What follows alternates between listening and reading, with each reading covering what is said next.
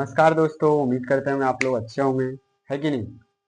तो आज फिर आप लोग के बीच में लेके आ गया हूँ, जो आप लोग के बीच में बता रहे थे फिजिक्स का जो इम्पोर्टेंट टॉपिक है कि नहीं, बहुत इंपॉर्टेंट है, बहुत महत्वपूर्ण है कि नहीं। अगर जो आप इस चीज़ को एक बार समझ लेते हैं तो आपको फिर सब्जेक्टिव हो या ऑब्जेक्टिव हो या लघु ये प्रश्न ये सब अपना आराम से बना सकते हैं, समझ गए ना।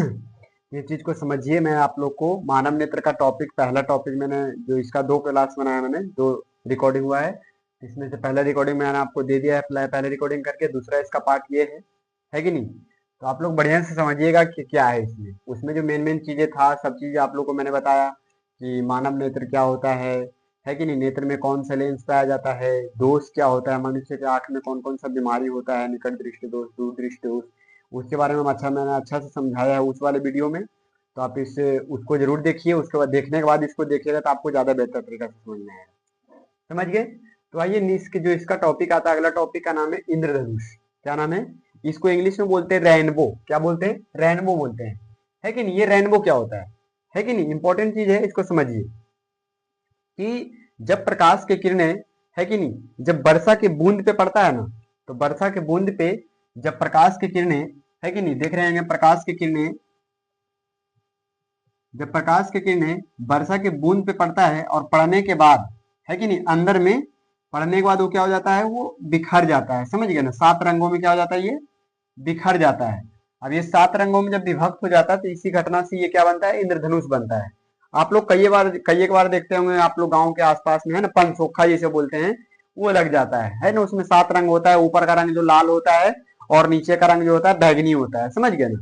तो उसी को इंद्रधनुष कहते हैं दोस्तों, समझ गए ना, क्या कहते हैं, इंद्रधनुष कहते हैं। तो ये पढ़ने का बहुत इंपॉर्टेंट टॉपिक है। तो इंद्रधनुष का निर्माण कैसे होता है, समझ गया ना, कि वर्षा के बूंद में जब प्रकाश की किरण पड़ती है तो पड़ने के बाद जो विभक्त होने के बाद जो निकलती है, तो वो ऊपर का रंग लाल होता है, नीचे वाला रंग बैगनी होता है कि नहीं। इसी को हम क्या कहते हैं, इंद्रधनुष कहते हैं, समझ गए। उम्मीद करते हैं आप लोग को भी समझ में आ गया होगा। इंद्रधनुष, इंद्रधनुष भी 2 प्रकार का होता है, एक प्राथमिक इंद्रधनुष और एक होता है द्वितीयक इंद्रधनुष, है कि नहीं। एक प्राथमिक इंद्रधनुष और एक द्वितीयक इंद्रधनुष होता है, समझ गए ना। तो आप लोग का जो मेन है, मेन यही चीज है, इसको समझिए, प्राथमिक इंद्रधनुष और द्वितीयक इंद्रधनुष, है कि नहीं।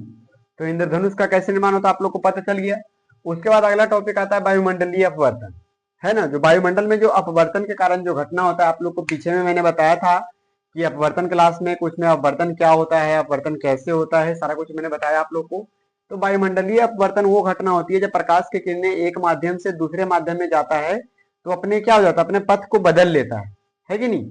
पथ बदलने के कारण ही वो प्रकाश का अपवर्तन कहलाता है, जिसके कारण छड़ी जो था, है ना, पेंसिल का टेढ़ा दिखाई देना, सिक्का को ऊपर उठाओ दिखाई देना, मछली का आभासी प्रतीत होना, ये सब चीजें मैंने आपको बताया था। यहाँ भी देखिए, जो आसमान में देखने पे जो तारा टिमटिमाता है, आकाश में देखने पे जो तारा टिमटिमाता है दोस्तों, तो वो भी प्रकाश के अपवर्तन के कारण ही टिमटिमाता है, समझ गए ना। और दूसरा कारण दिया है कि तारा का आभासी प्रतीत होना, है कि नहीं। अब जो हम रात को जो आसमान में तारा देखते हैं टिमटिमाते हुए, तो वो जो तारा दिखता है वो वाकई में जिस जगह पे हम देख रहे होते हैं वहां पे रहता नहीं है, वो अपने जगह को बदल लिया होता है। लेकिन आभासी प्रतीत होने के कारण ही वो आभासी हमको प्रतीत होता है, अपवर्तन के कारण। किसके कारण?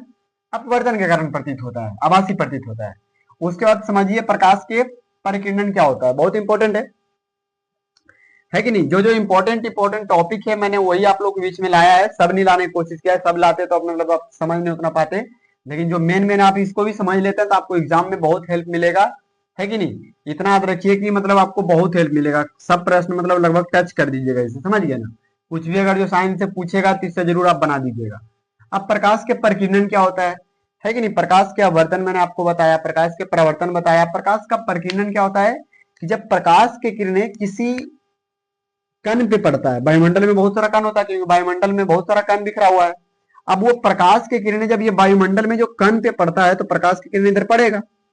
तो पड़ने के बाद जो प्रकाश की किरणें ये आया सूरज की तरफ से, है कि नहीं। तो प्रकाश की किरणें जब कण पे पड़ता है, पड़ने के बाद वो बहुत मार्गों में विभक्त हो जाता है। क्या हो जाता है? विभक्त होने की घटना को क्या कहते हैं? प्रकाश का परिकिरणन कहते हैं, है कि नहीं। जब प्रकाश की किरणें किसी कण पे पड़ता है और पड़ने के बाद वो विभिन्न रास्तों में क्या हो जाता है, बट जाता है, बिखर जाता है।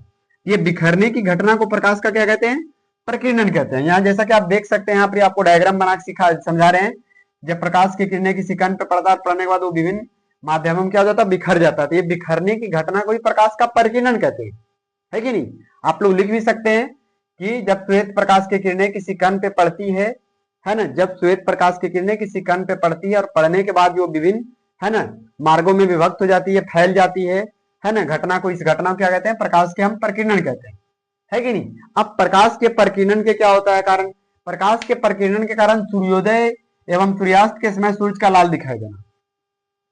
जब सूरज उगता है यानी सूर्योदय होता है, जब सूरज डूबता है यानी सूर्यास्त होता है, तो सूरज लाल दिखाई देता है। कैसा दिखाई देता है, लाल दिखाई देता है। तो वो दोस्तों प्रकाश के प्रकीर्णन के कारण ही होता है, दिखाई देता है कि नहीं, क्योंकि जब उगता है तो थोड़ा मतलब दूर होता है, जब डूबता है तो भी दूर होता है, जिसके कारण प्रकीर्णन ज्यादा होता है, प्रकीर्णन ज्यादा होने के कारण ये लाल दिखाई देता है, समझ गया ना। क्योंकि देखिए सबसे ज्यादा तरंगदैर्घ्य जो होता है लाल रंग का होता है, किसका होता है, सबसे ज्यादा तरंगदैर्घ्य लाल रंग का होता है, समझ गया ना। तरंगदैर्घ्य जो होता है सबसे ज्यादा वो लाल रंग का होता है, जिसका तरंगदैर्घ्य ज्यादा होगा उसका प्रकीर्णन बहुत कम होगा, क्या होगा, प्रकीर्णन। तो वही कहते हैं लाल रंग का प्रकीर्णन नहीं हो पाता, जिसके कारण वो लाल दिखाई देता है, समझ गए। ये उम्मीद करते हैं आपको समझ में आ गया होगा। दूसरा पार्ट क्या कहता है कि आकाश नीला दिखाई देता है।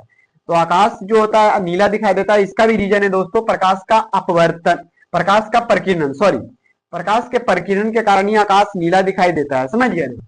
उसके बाद अंतरिक्ष का काला दिखाना, काला दिखाई देना, जो एस्ट्रोनॉट्स होते हैं वो अंतरिक्ष से जब आकाश को देखते हैं तो उनको काला दिखता है, तो उसका भी रीजन है दोस्तों प्रकाश के प्रकीर्णन।